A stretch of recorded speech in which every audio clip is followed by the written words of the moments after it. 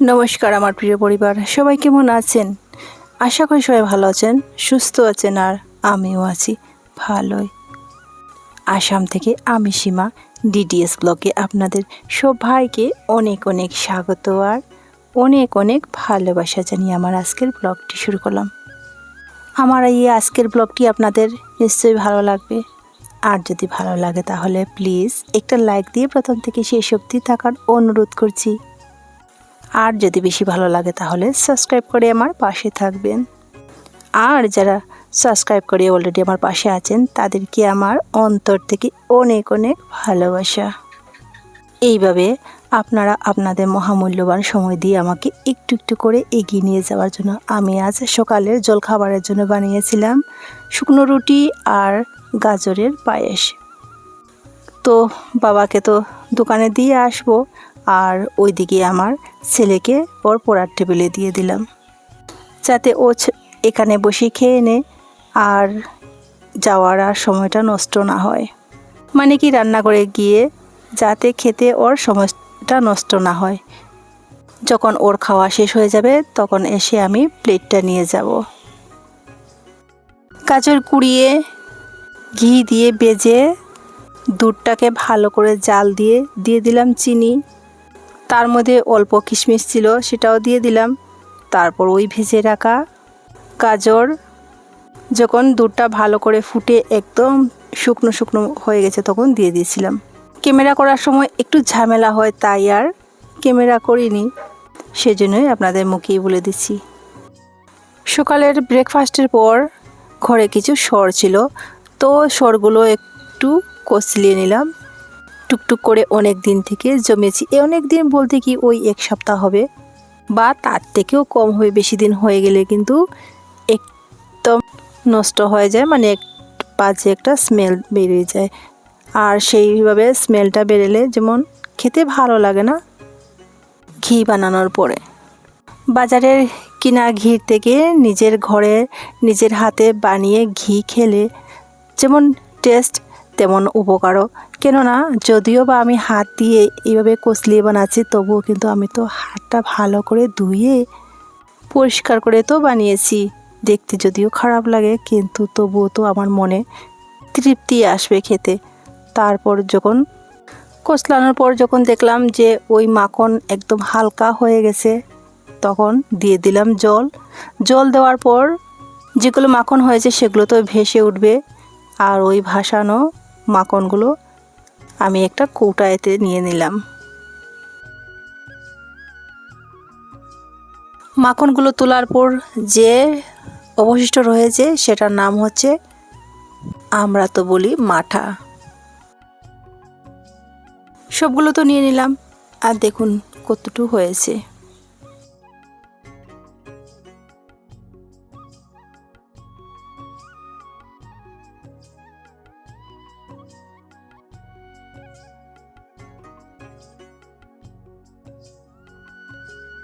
আসুন বলি এখানে কি কি আছে। এখানে দই, এটা হচ্ছে দই, তবে দইটা ভালো করে বসে নি, ভালো করে বসলে খুব সুন্দর।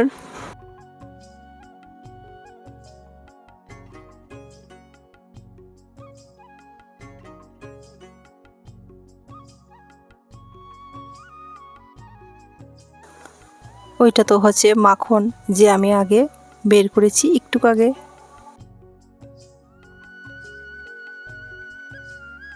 ওইটার নাম হচ্ছে মাটা, যে আমি মাখন বের করে রেখে দিয়েছি। আর এটা না অনেকে খায়, কিন্তু আমরা ঘরে দই আছে বলে কেউ খেতে চাইছে না, তাই আর কি করব। আর আশেপাশে তো কেউ নেই যে কাউকে দেব, তাই আর কোনো কাজে না আসলে তো আর কি করা যাবে। আর ছিল দুধ, আর ওই আগে যে মাখন বের করে রেখেছি সেই মাখনগুলো এখন দিয়ে দিলাম কড়াইতে। তারপর তো দেখুন চমৎকার ওই মাখন থেকে বেরিয়ে আসবে ঘি।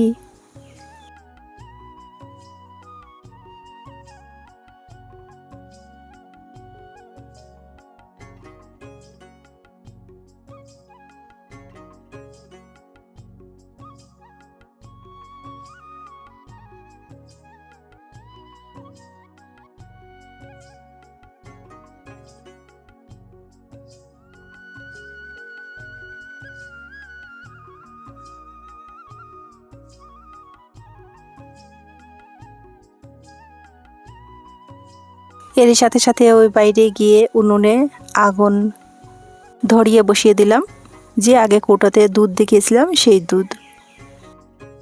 এই দুধটাকে এইভাবে ভালো করে জাল দিয়ে কয়লার উপর রেখে দিলে হয়ে যাবে সর।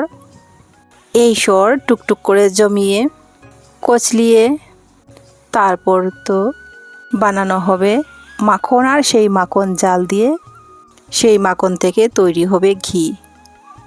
তাহলে তো দেখুন ঘি বানানো কত কষ্ট, আর এই ঘি যে কোনো রেসিপিতে দিলে নাকি কত টেস্ট বাড়ে। ওইদিকে আমার ছেলের কাণ্ড দেখুন, কি নিয়ে এসছে। ও আবার বিরিয়ানি টিরিয়ানি এগুলা খেতে খুবই পছন্দ করে। যেহেতু ও একাই খাবে তাই ওর জন্য একাই নিয়ে এসেছিল।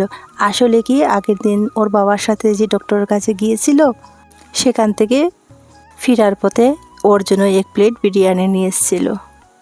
আর আমি বা ওর বাবা এগুলো খুব একটা পছন্দ করি না, মানে কি বাইরের বিরিয়ানি টিরানি এগুলা খুব একটা পছন্দ করি না। ওরা তো বাচ্চা মানুষ, যেটা যখন দেখে তাতেই ওদের একটু লোভ লাগে, তাই নিয়ে এসছে আর ও বসেই খাচ্ছে। বাইরে যেহেতু প্রচুর রৌদ্র, তার মধ্যে যেন উঠোনটা কেমন কেমন লাগছে, তাই আজ আমি গোবর দিয়ে উঠোনটা একটু ভালো করে লেপে নিলাম। দেখতে একটু সুন্দর লাগছে, তাই না? উঠোন লেপার পর আমি চলে গেছিলাম আমার লাউ গাছের গোড়াতে। তো সেখান থেকে একটা লাউ নিজের হাতে পেড়ে নিয়ে এসেছি। আজ আমি নিজের গাছ থেকে লাউ পেড়ে রান্না করব। ওইদিকে দোকানের সামনে কে কুচো চিংড়ি বিক্রি করতে এসেছিল, তো বড় মশাই সেখান থেকে কিছু কুচো চিংড়ি কিনে নিয়েছিলেন। আজ আমি আমার ছোট্ট বাগান থেকে নিজের হাতে সবজি পেড়ে কুচো চিংড়ি মাছ দিয়ে রান্না করব। তো লাউটা দেখুন কত কচি। বন্ধুরা, আমরা কচি লাউ কীভাবে চিনি জানেন? এইভাবে গোটা লাউ থাকা অবস্থায় যদি নখ দিয়ে চাপা দিলে নখটা যদি লাউয়ের ভেতরে ঢুকে যায় তাহলে বুঝতে পারবেন যে ওই লাউ কিন্তু কচি। সেটা আমার আগে দেখানো ছিল, কিন্তু যখন কেটে নিয়েছি তারপর মনে পড়েছে। কেটে নেওয়ার পর আমি দেখলাম যে আমরা কচি লাউ কিভাবে চিনি। তো বন্ধুরা, আপনারা কিভাবে চিনেন আমাকে কমেন্ট করে বলতে পারেন।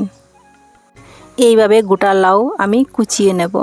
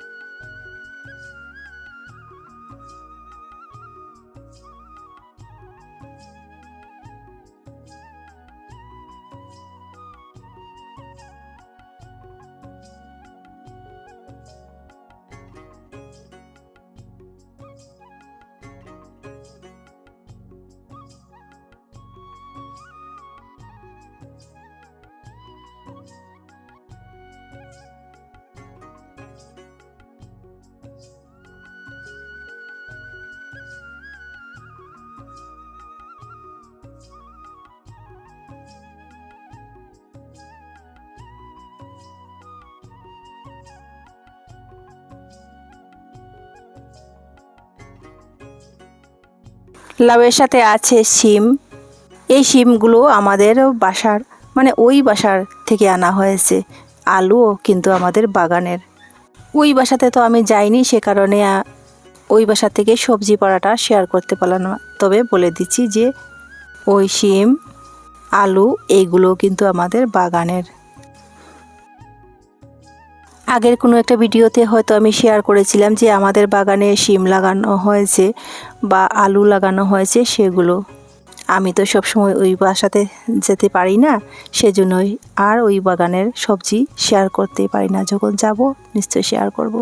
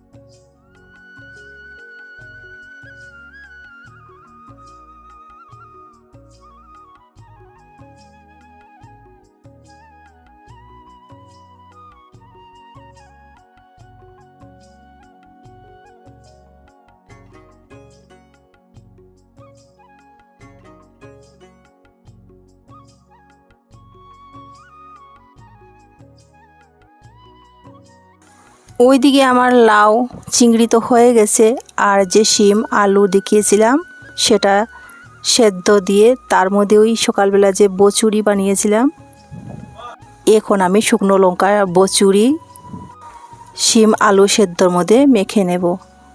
তার মধ্যে দিয়ে দেব আমাদের বাগান থেকে আনা টাটকা টাটকা ধনে পাতা, সাথে তো আছে নুন। এটা খেতে বন্ধুরা দুর্দান্ত টেস্ট হয়। যদি আপনারা খেয়ে থাকেন আর যারা খাননি খেয়ে দেখবেন।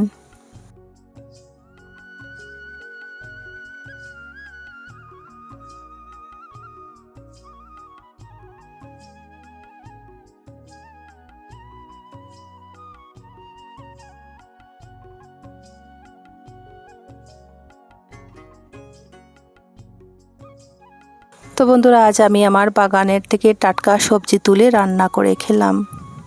ধৈর্য ধরে এতক্ষণ আমার সাথে থাকার জন্য অসংখ্য ধন্যবাদ আর অনেক অনেক ভালোবাসা।